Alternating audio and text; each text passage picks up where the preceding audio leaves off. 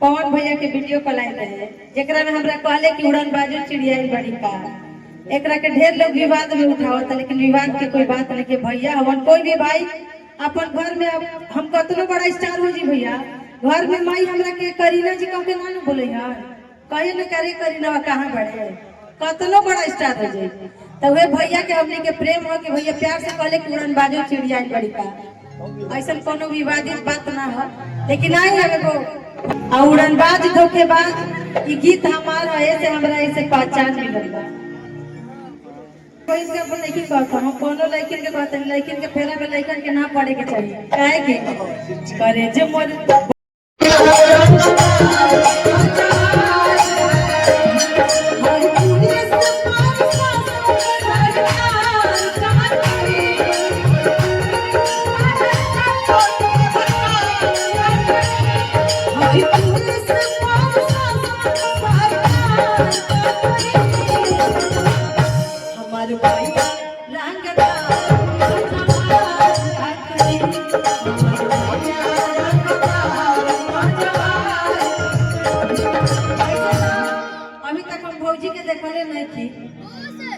अच्छा प्रणाम मन से भाभी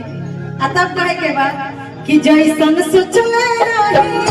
जैसन सोचले रही वैसन भइया भाभी इनका से ज्यादा गोल बाड़ी, लेकिन गाना है तो कहे के बाद कि भौजी से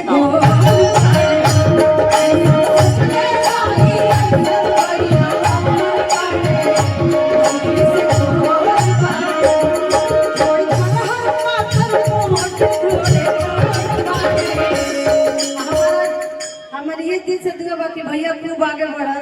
ऐसे तो इनका आशीर्वाद के हमने के दरकार बा, लेकिन छोट बहन ये काम ना करी कि सांसद पे जोर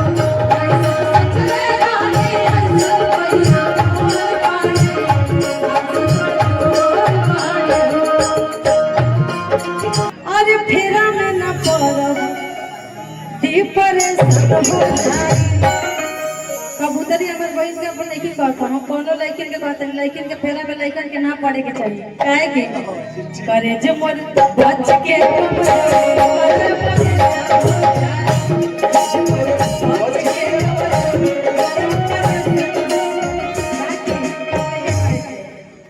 आइए एक छोटा सा भजन गा दी तो धोले भैया हम लोग कुछो चढ़ा दे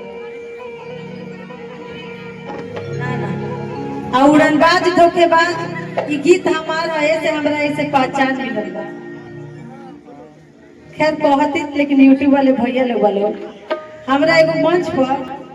पवन भैया के वीडियो कॉल आए रहे जेकरा में हमरा कहले कि उड़नबाजू चिड़िया बड़ी का एकरा के ढेर लोग विवाद में उठावत, लेकिन विवाद के कोई बात नहीं के भैया हमन कोई भी भाई अपन घर में हम कतनो बड़ा स्टार हो जी भैया घर में माई हमरा के करीना जी कह के ना न बोले यार कहे न करे करीना कहाँ बड़े कतनो बड़ा स्टार हो जाए तो वे भैया के हमने के प्रेम हो कि भैया प्यार से कहले कि उड़न बाजू चिड़िया बड़ी का ऐसा कोनो विवादित बात ना हो, लेकिन आई है वो भजन से पुलिस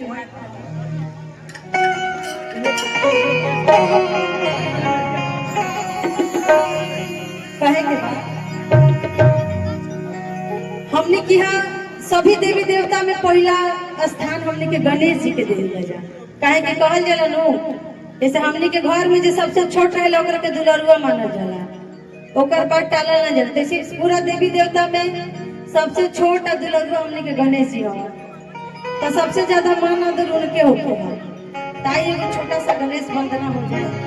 फिर ओकरा बाद बियाह शादी या लगन के टाइम पर गीत काहे के बाबू